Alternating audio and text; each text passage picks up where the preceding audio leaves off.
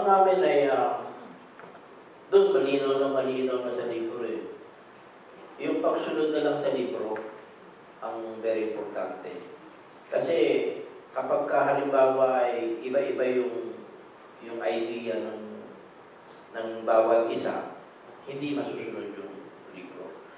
At saka yung sa parte ng pagyakap, kapak nung ganun din eh.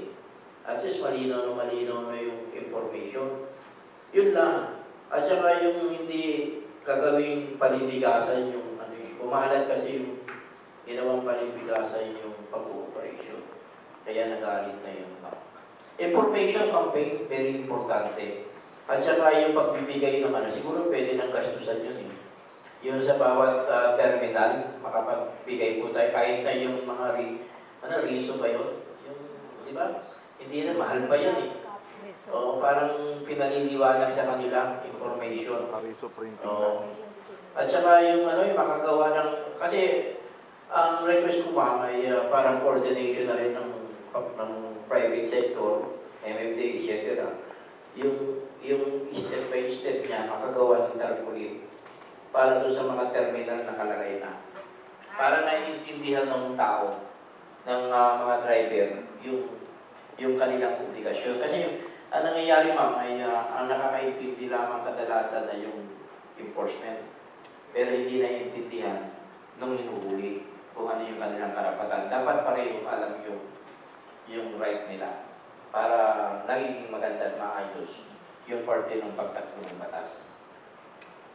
So, siguro po, yung seminar na kukondaw, see to it na kung pwede lang as much as lahat, 100%, maka-attend po kasi ito, inile-lecture ito naman ng MASBA. Kunyari, sa amin, kasi yung module na yun is yung overview ng Clean Air Act, syempre sa amin. And then, nag-invite po kami from DOE, yung fuel management, fuel efficiency and management.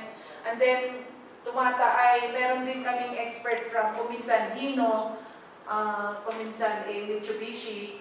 Sila po yung and even si Alex, nung last kasi si Alex Loinas, o yung vehicle maintenance. And then, kompleto po yung mga papeles doon. Ang problema ka-friend doon, walang kagaya sa garage testing sa bus. Hirap na hirap nga kami dahil hirap sila, wala silang contact number, walang contact person. Ayaw lang po ibigay. Ano ba yun? Saan kami makakuha? DOTC kaya, mga kakabigay kayo. Lahat lahat. Basta lang ang request namin is yung association, contact person, and contact details. Madali lang sa amin yan eh. Just like yung isa para nakalagay na yun. Ang tinatanong naman natin, yung enforcer. Ano?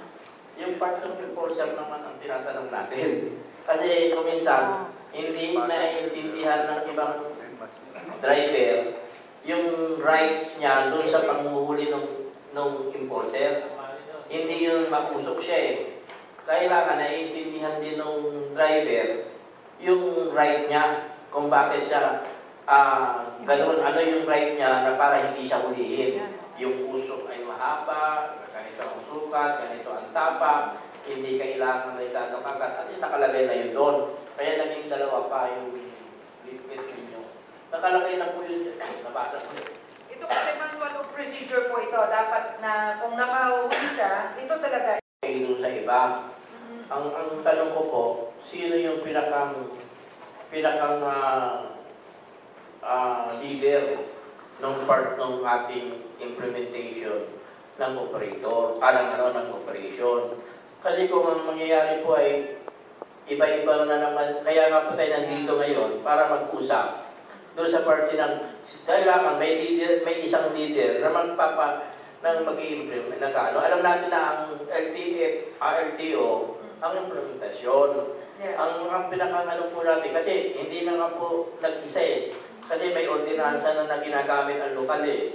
Sino talaga yung pinakang-chairman ng part ng pagkakaisa natin yon doon sa part ng pinag-uusapan natin ngayon. Hindi po yung, ba't sila ang umawak? Bakit sila ang umawak? Ang pagkakaisa po natin dito, ang transport, pakikiisa na doon sa part ng batas ng Cleaner Act. Ang private sector makikiisa para lumaganap yung mapagtagumpayan yung parte ng batas. Ngayon, ang point po natin ay kayo sa ahensya ng gobyerno ang magtanungan muna. Kayo ba ay papayag? Kasi ang nakikita ko, nagmula ang batas ng Cleaner Act ay sa parte ng recommendation ng pinakakano niya ay LDNR. Ang implementation na ginawang may IRR ay yung part naman ng enforcement ay sa parte ng LTO. Kaya hindi naman natin pinagbabawalan yung parte ng sa local government kung may isa na lamang ticket ang nagamitin at hindi naman natin inalis yung part ng implementasyon.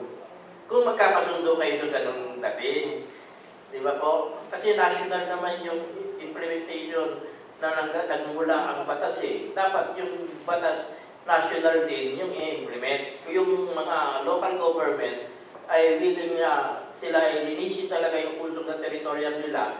Yung part ay magkaisa kayo doon sa part ng implementasyon. Yung kulang isang ano natin na kailangan ay maintindihan din at malaman din natin doon sa part ng local government. Kasi yung MMDA, ang ginagamit na LTO eh. Walang problema doon. Ay paano naman yung local government? Ang pagbinarata nila natin, may ordinansa kami.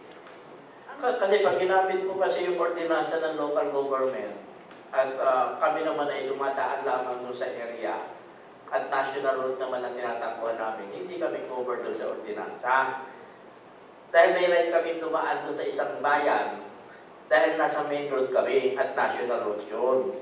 Yun po yung sinasabi natin. Kaya ang sinasabi nga po natin, hindi natin inaalis yung paglinis ng masamang usok doon sa teritoryo ng bawat syudad. Ang inahabol lamang natin dito, sino talaga ang mag-i-implement at siya ang gagamitin ticket.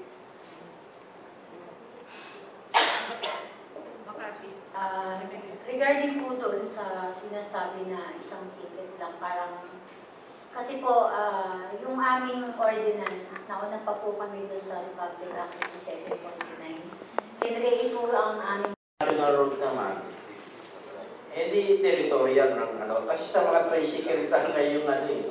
Diba? Kaya lumalabas doon, kung gano'n yung sistema, para yung issue yung single ticketing, yung nagawa na ng kanya-kanyang palikit ang bawat local government, papunta na yan doon eh. Doon sa sitwasyon ng gano'n eh. Kaya kung gano'n na mangyayari, hindi na ano natin yung national, na ginagay natin yung batas ng national. Kasi hindi naman pwede yung ordinansa ng law. Paano mo kami maisasama nga doon sa ordinansa ninyo? Ay hindi naman kami taga Makati. Nakiraan lamang kami doon sa national road. Bakit mo kami isasama doon sa ordinansa? Ay kung gano'n naman ang sabihin namin, kanya ang paggawa ng ordinansa ng local government, sa territorial lamang ninyo, dapat tumatakbo yung batas. Pero yung batas ng national, dapat ay hindi ninyo angkin ninyo. Huwag natin sabihin na, hindi, dumadaan kayo sa amin, eh, karapatan naman ninyo, pagpilusupin na yun. Dapat nakikita ho natin yan. Yung, parang tingnan natin yung single ticketing sa ngayon. Diba? Dapat bakit ang Makati ay pumayag doon sa part ng single ticketing. Pero hindi kayo inalisan ng right doon sa party ng panguhuli ng pag-impose ng mga violation. Di ba parang gano'n lang tayo? Kasi kung nangyari, kakayahin din kayo ng iba. Ay ba't yung Makati? Ay pwede pala yun eh. Ba't natin gagawin pa ito? Kaya nga po ngayon, meron na po ang MOA, ang DNR, LTO, DOTC, LGUs. Meron na po tayo ngayon tinatawag na composite team. Kahit po saan kayo dumaan na LGUs, meron na po rin manghuhuli sa inyo na ang ginagamit po namin ay yung ticket po ng LTO. Yung sa composite team po namin, yung mga deputized po na enforcers, yun po yung ginagamit na ticket. Kaya kahit saan po kayo dumaan na LGUs, meron po rin manghuhuli sa inyo. Okay, ang ibig sabihin, dalawa yung ginagamit yung ticket. Gumagamit kayo ng ordinansa, gumagamit kayo ng LTO. Ngayon, kung national nga, katulad namin, ang prangkisa namin ay galing sa national, ano ba gagamitin ng ticket doon? Kasi po, ang inaano po namin, dun sa ano, talaga namang, kaya naman kami nagkakaroon talaga ng ganun, yung sobrang maitim na talaga yung usok ng sasakyan. Kaya ginagamit namin yan, bigat na yan. Kasi kung hindi naman po natin gagamitin, paano natin mapapahinto yung mga sasakyan na tumatakbo na maiitim yung usok? Okay nga po kami dun sa usok eh. May kalakaran nga ito eh. Yung pinag-aaralan natin, pinaalam natin sa mga enforcement, yung party ng karapatan nila na ito lang ang obligasyon ninyo bago lang manghuli. Kailangan na ipainitin ng kaunti, tatapakan muna ng 2 beses yung tinatawag na ano natin. Pagkatapos, pag tinapakan ng 2 beses doon pa lang iiral yung party ng implementation ng paghuli para medyo uminit naman ng kaunti yung party ng krudo. Tapos, ang lumalabas ang atin po dito, wala po kaming problema doon sa tumatakbong mausok eh. Ang masakit nga po doon ay kahit na hindi mausok at isang di pa yung takbo ng usok, eh nilalagyan din po ng violation eh. Kasi pag nahuli kasi ng local government, wala naman education na para ilaban mo yung usok eh. Ang nangyayari na lang, kita-kita, bayaran mo bago mo makuha yung kaka mo. Yung po yung nagiging problema. Ano yung kalaban-laban namin? Na bawat huli ninyo ay siguradong bayad kami. Ay kung hindi nga mausok, di ba? Ang ano natin, at saka nakita namin doon sa area na yun ay yung kalakaran ng DNR ay hindi naman talaga dapat hulihin. Ano yung right namin na may paglaban? Kasi pag ticket po kasi nila, ultimatong bayad ka na eh. Wala na yung ilalaban mo eh. Dahil ang may right na lang doon ay yung kanyang ginawa eh. Hindi na binigyan ng right na magtanggol yung ginuli. Yung po yung problema. Hindi po sir, kasi ganito po yun. Kung karapatan niyo po yun, dahil pwede niyo po yung i-contest. Pwede po i-contest yun. Kung talagang hindi po maitim yung usok ng sasakyan, i-contest niyo po yun. Kaya na gagamitin yung ano rin, yung tinatawag na makina. Hindi yung makina ginamit ko rin. Di ba? Kaya ang paano namin may pagkatanggol namin yung sarili namin doon. O, insulto naman sa inyo na pumunta kami doon sa isa, hindi naman kayo magtitiwala yung sa kapila na pagpapa-emission kami. At di kami pumasa, sa inyo ay hindi. Kasi kung kayo yung humuli, yung makina rin ninyo ang gagamitin, talagang paninindigan ninyo yun. Ay dapat yung paglaban, ang request ko sa sana, kung gano'n yung sistema, kung may education na sinasabi na ilalaban namin, ang concentrate namin, ang makina, ay nagmula na sa DNR. Para makita na hindi yung bias na yung humuli rin na yun doon kami lalaban. Di ba po? Dapat ay ipakita. Baka pwede yun. Yung halimbawa pa natin, local government, o di kaya ay MFDA. Medyo nakita talaga namin na hindi naman talaga kami mabusok na naiintindihan na namin yung kalakaran natin. Pwede ba yung tinatawag natin na pag inano namin, kinestyon namin yung ano, ay ang magkano na ng usok, ng testing, ay yung DNR para gitna. Isa pa po. Yung po, sinasabi niyo po sir na machine, ang nagkakalibrate po ng mga machine ng bawat LGU ay DNR. DNR po nagkakalibrate ng machine na ginagamit namin. Kung isa nangyayari yun eh, yung walang tiwalaan, kaya ang apektado kami, kaya tayo nandito, para talakayin na natin yung part na kung LTO nga yung ticket, kahit na enforcement ng local government, may notification nga po na pwede namin kapag tinesting dun sa emission dun sa baba, dun sa LTO, at nakapasa, wala kaming babayaran. Ay kaso, lumalabas nga po, pag nahuli ng local, at nakita, ay sabi, bumagsak yan, bakit ito pumasa? Nagsisiraan pa ngayon sila. Ang apektado nung kami, yun ang kailangan muna rin yung pagkakalaan. Ganito po yan, sir. Labas may pa-alarm pa eh. Nandun nga kami, nagbayad na kami. Bakit i-alarm pa yun? Yun nga yung sinasabi natin na iisahin mo na lang. Huwag na maggamitan doon sa ganong proseso. Kasi ang naiisip lamang natin yung kasalanan namin eh. Ang hinahanap po natin dito, yung pareho tayo nagkakaroon ng pareho tayo nagkakaintindihan. Diba? Kasi kung halimbawa, nahuli ng local government, alam, pagka magpaparehistro na kami, iipitin yung kabuhayan namin. Samantalang naobligahan na namin na kapagbayad na kami.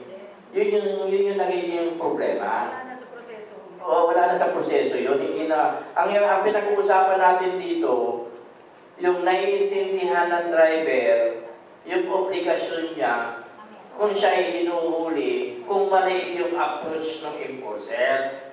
Tapos, kailangan naiintindihan din namin kung bakit na kami nahuli. Kasi hindi naman kami lumalabas na gusto namin maging mausok dun sa amin eh. Karamihan dun sa amin talaga pag tumatakbo, wala namang lumalabas na usok eh. Pero hinaharang. Kailangan makita pa rin ng ano yun. Ang ating pinag-usapan dito, pag tumatakbo siya, talagang halos hindi mo nang makita yung sumusunod sa iyo. Yun yung muna yung unahin natin. Kaso nangyayari, kahit wala nang usok, ay hinuhuli at kinicheck nila ng ano. Ngayon ko lamang nalaman na ang sinasabi kanina na taga-DNR, yung mismo tumatapak. Ay, kaya may violation yung DNR. Kung totoo na sila tumatapak. Diba? Dahil mayroon tayong tinatawag na information. Ay kung sila pala tumatapak, hindi naman. Ano yung papel ninyo doon sa parte ng yung DNR team pala yung tumatapak? Kundi kayo nakaabang lamang doon sa mga violator. Kayo lamang ngayon nagtitikip. Ganun ng ano. Kasi DNR din pala yung tumatapak eh. Kung totoong DNR ang tumatapak doon sa aming sasakyan, ay ang may kasalanan na nakikita namin ay yung DNR. Hindi niya tinutupad yung part ng operation. Kailangan ma-check po natin yun. Sir, clarification lang po. Yung po sinasabi ko kanina ay calibration po yun ng machine. Calibration po ng machine na every 6 months po, pinapakalibrate po namin yung ano. Ngayon po 3 months na. Sa jeep, kahit na kami ay walang uso, ang problema nga, yung umaakit sa jeep, yung umaapak, yun yung pinoproblema namin. So, ganito po yung proseso. Medyo ano ko lang kayo. Kasi ang isang team po, may prober, may spotter, may kanya-kanyang role yan, di ba, nandito? Yung spotter po kasi, uneven our instruction kasi yung tanong yung sino ba yung nag-coordinate ng operation. Actually, ang sagot is DNR, EMB. Ang ano namin po, since 2009, meron na kaming coordination with LG. Lahat ng, kami po yung nagbibigay ng technical assistance sa kanila. Kami Namin, wala nang usok na lumalabas, pinapara. Di ba yung kagulang ko? Diba yung certification, yung mga huli ng mga ano ba, kahit na yung mismo fencing na may violation din, hindi rin, pag nakita doon, ay alarm doon sa LTO para mapilitan magbayad. Ganon yung, ganon pa rin katingkad yung namin alam, ay hindi kami bibigyan certification, hindi kami renewal ng driver license namin. Yun, another problema pa rin yun. Ganun po yung, ganun din yung sinasabi niya na sa pamamagitan ng alarm-alarm na yan, harangin. Kung talagang walang uso, ay bigyan mo ng harangin. Hindi, hanapan mo pa ng butas para lamang magkaroon ng violation. Yung nakikita natin na talagang pagtakbo ay may maitim na usok na lumalabas, yun yung harangin natin. Yun po yung amin lamang na nagiging problema. Pangalawa po, pinag-usapan nung namin na isang ticket na lamang ang gamitin at bilang deputize ng LTO para lumalabas, isa na lamang, kasi ang kagandahan doon, pag nahuli kami ng LTO, at ticket ng LTO, kahit anong ahensya yan, mayroong identification doon na pwede namin ilaban for evasion. Kaso po, minsan nagsisiraan eh. Sabihin, pagka nahuli lang hindi tama yung huli, pag pina-emission namin doon sa LTO at pumasa, ang sasabihin hindi dumaan sa emission. Nagsisiraan. Kaya hindi walang tiwala doon sa ganong sistema dahil doon sa sistema nung kanilang makina yung ginamit. Ayaw nilang maging sinungaling sila pagkatanggol siyempre nila yung sarili nila. Ganun po ang nangyayari. Kaya nga po ang sinasabi natin ay may testing naman talaga doon sa LTO at doon naman talaga yung application kung hindi tama yung huli, pwede namin ilaban. Kasi ang nangyayari, pag kinikita ka na, 100% bayad ka. Tapos i-emission ka na lang doon, bago ka ipa-release, ay bayad ka na, pero pasado ka na. Ganun ang ginagawa eh. Kaya doon po kami kahirap ngayon. Basta kinikita kami, hindi pa pwede hindi ka magbayad. Ngayon, kahit na magpa-testing ka ro, dahil hindi mo ma-release yung kaka, kahit pumasa ka, doon pa lang nila i-release yung kaka mo, pero nagbayad ka na ng libo-libo. Wala kaming pagtatanggol sa sarili namin doon sa klaseng uri ng operation. Yun yung isa namin na nagiging problema. Sir, excuse me po. Matanong. Tayo na ng pamilya mo yun eh, dahil inaasahan mo lang yung GP. Dapat na mapag-aralan din po natin yun. Hindi solution yung i-revoke mo, hindi solution yung tatanggalan mo at suspendin na.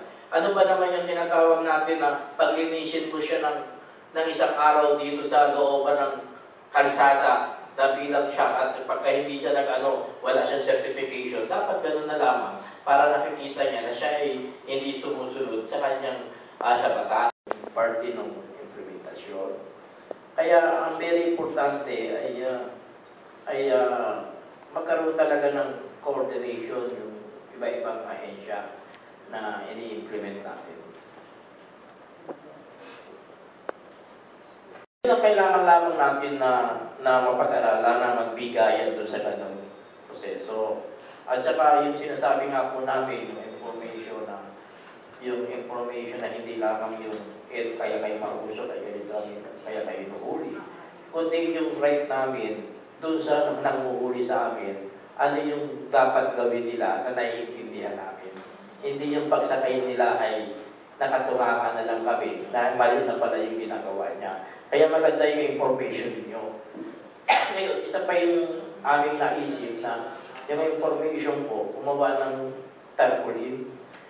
Yung bawat terminal, may information na tayo, yung right ng enforcer, para naiintindihan ng mga, at saka yung cell number, contact number ng iba't ibang para direktang nasusumbong namin yung mga mali. Yun po yung isa sa mga information. At meron pa po kami isang talakay, yung pag may general meeting kami, ay magre-request kami sa inyo at bahala kayo kung sino naman ang pwedeng makasamang ahensya na information pa rin doon sa parte ng PLRA. Kaya ganun po yung concept. Kaya lumalabas, hindi kami tumututol at kami po ay sumusuporta dyan. Ang very importante lang yung tamang proseso ng bawat isa. By way of kung anong i-adapt, no? So, if it would be more effective kung magiging unified yung ticketing na yun for smoke quenching, adapting LTO, being the mandated national agency. Tingin ko wala namang masyadong problema kung unified ticketing eh. Basta kung may concern of the revenues, pagpunta naman sa gobyerno yan, maybe we can settle on an agreement kung paano ang revenues i-adapt eh. Bahala na maganda yung mga decision makers eh. We just have to sit down and then discuss. Pero come up with some measures and solutions. So, yun po ang natin. Yun naman pong suggestion ni Kaipren tungkol sa apprehension procedures. Maybe siguro isa rin po consider po natin sa proseso ng pag-apprehend. Yung parang makita talaga baka may preliminary screening before i-subject sa full testing para naman para hindi na nga maiwasan na nga yung pag-subject sa testing nung hindi naman talaga ganong kausok na motor vehicles eh. So, may improve naman natin to. At least we are taking note of this. Siguro pag-usapan din namin sa end namin and discuss with other enforcement group units yung composite natin para ma-modify din yung procedure. Maybe in a way that can simplify it. Kaya na po nagsimula po tayo ng pamaramihan. Naibigay na po natin yung bawat kanilang mga mukhain at problema. tayo po ay nag-usap ulit ngayon. Pwede ho ba na parang ang lalabas naman ay yung mga tinanakay natin ngayon at bilang ano naman ng DNA, pwede ba na iparating ng bawat pinakangkulo na yung pag-uusap? Diba? Nandiyan si secretary to secretary. Diba? Parang gano'n na yung dating. Kung baga sa ano, binigyan na natin sila ng idea kung ano yung nasa baba. Para sila na nag-usap, para magkaroon ng, ng tinatawag. Kasi magkakaroon ng anuhan yan eh. Kung baga sa dahil mga sekretary na sila, may matataas na sila, palagay ko naman magkakaintindihan yung parte ng gano'n. Kasi kung tayo lamang sa baba, ay parang nagkikwentuhan lang. Kung importante, na ilabas na natin sa baba. At maliit na yung nag-uusap. Di ba po, very yun eh. Ay siya naman, si Secretary Robledo, bukas dito eh.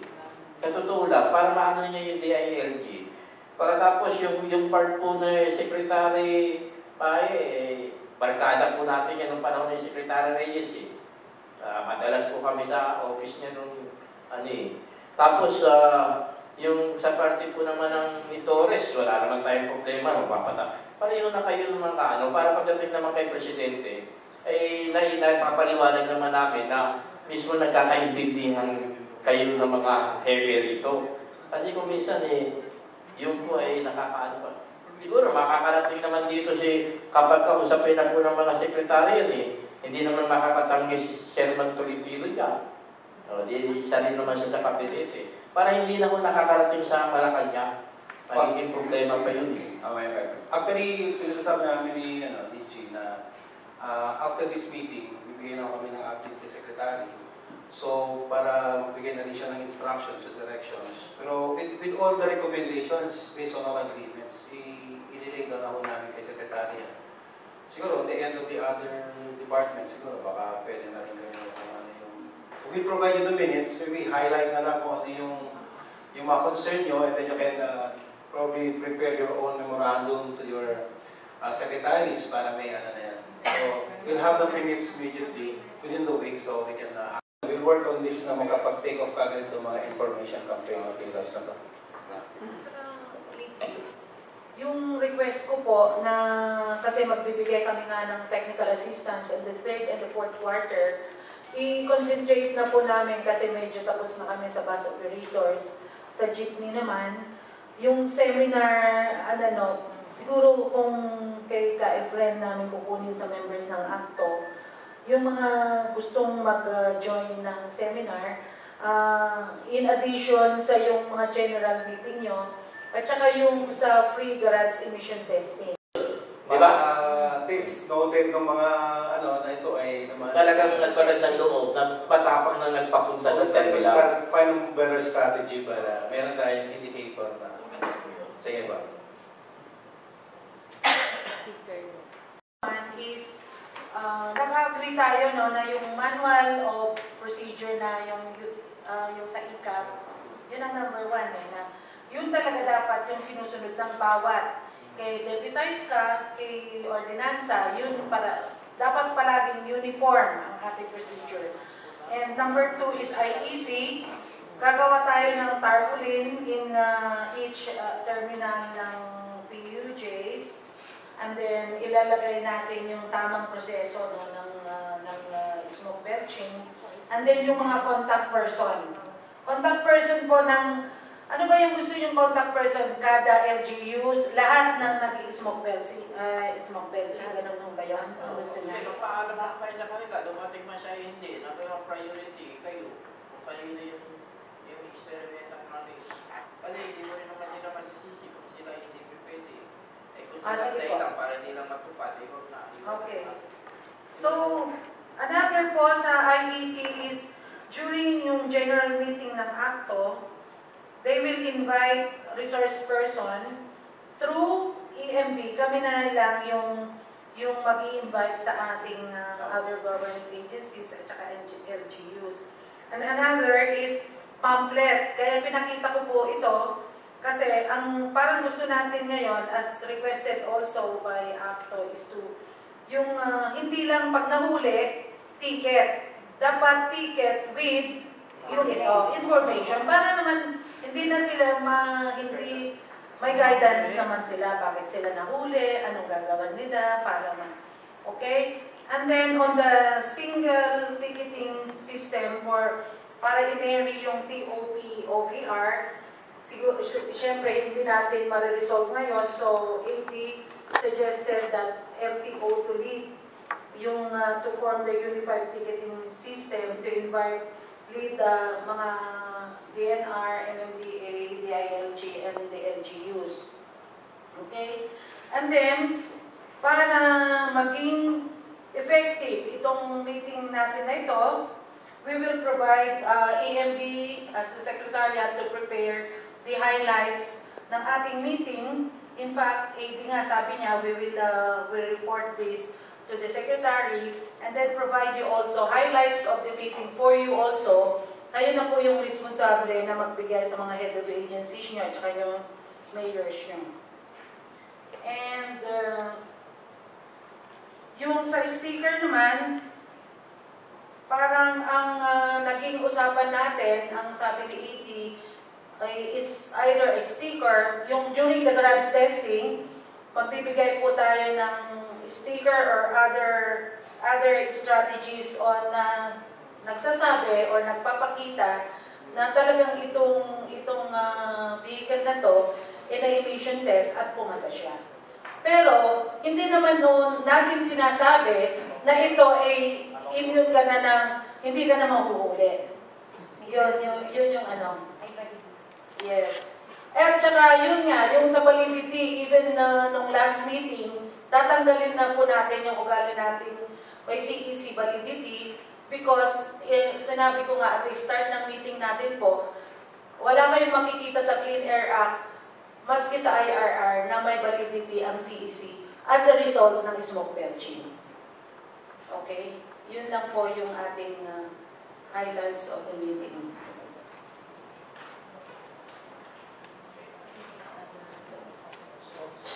So, sa tingin ko naman, base sa mga lista na pag-usapan, yung mga concerns po ng naka-EPREN, saka yung mga kailangan gawing responses ng mga government agencies, LGUs, ay napag-usapan na. So, siguro babalik po tayo later on sa isang meeting na medyo konkreto na po yung ating mga detalye, yung ating mga aksyon.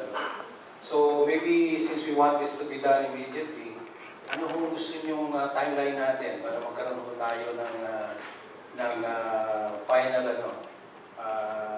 dito. Yung mga isi-set up po natin mga procedures o mga na finalize natin para prior to the final approval para i-present po natin sa mga. So tingin nyo, can we accomplish this in 2 weeks or 1 month? Pero pang 1 month? Mga 1 month? O ano kaya pwede na ba? Reasonable na ba yan? To give them ample time to deal with their respective Okay naman kami. Importante po sa government ang pagkakaintindihan. Pero kami naman po sa nurin Sige, okay. So, ano ba yan? 9. May 9. So, maybe we can meet again on the first week of June. Para, presentation ako. Siguro meron na rin kong proposal yung sa Unified Ticketing ng LTO. Kami naman, nagawa na yung mga information na materials, yung mga printouts, ready for the distribution, ano pa ba? Yung,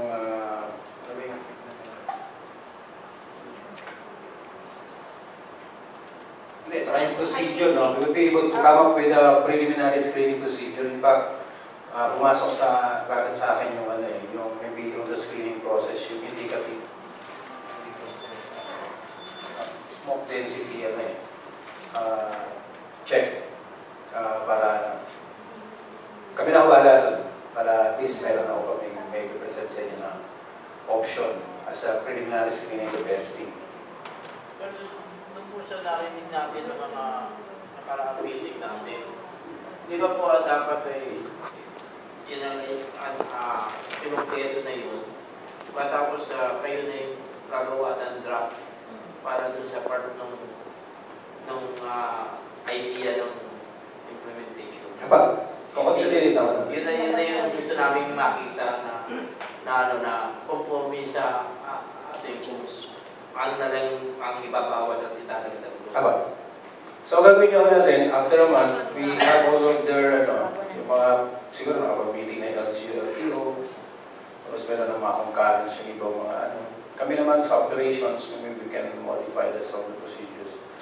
So, when we meet, i-integrate na ho namin lahat dyan under one issuance, maybe baka mga joint administrative orders or something na that we can adopt jointly under a unified operation system for small business. So, pwede ba na kapag-draft na tayo at medyo i-ano na natin, pwede ba na umupo din yan si secretary?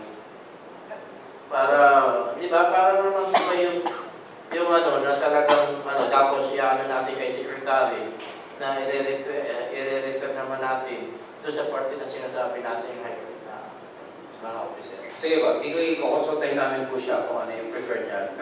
But most likely, baka gagawa ko kami ng, sabi mo na, interagency, then magagawa tayo ng formal presentation with all the head of the departments. We will try to explore that kung maganda naman mga. Pero siguro sa video, also video insinuation, baka magkano talaga sila talaga mag-appear for that purpose. Pero mas maganda yung nakaharap siya para magkaroon ng mga secretary para magkaroon siya ng idea. Sige, mag-present ko kami talaga dito sa kanya. Sigurado yung present namin sa executive. Kasi lahat po ng policy ng department, pinipresenta namin sa executive committee ng department. So that's being done every Monday. So it's how to represent before who siya talaga mag-represent. Ang kailangan na po ninyo, yung sinasabi ko nga po, baka pwedeng sa medyo huli na ay pupunta sa secretary dito kahit mga ilang lang para yung final na para i-reverse naman namin yung recommendation para sa mga secretary na ultimately. Sige po, hingin tayo ng audience.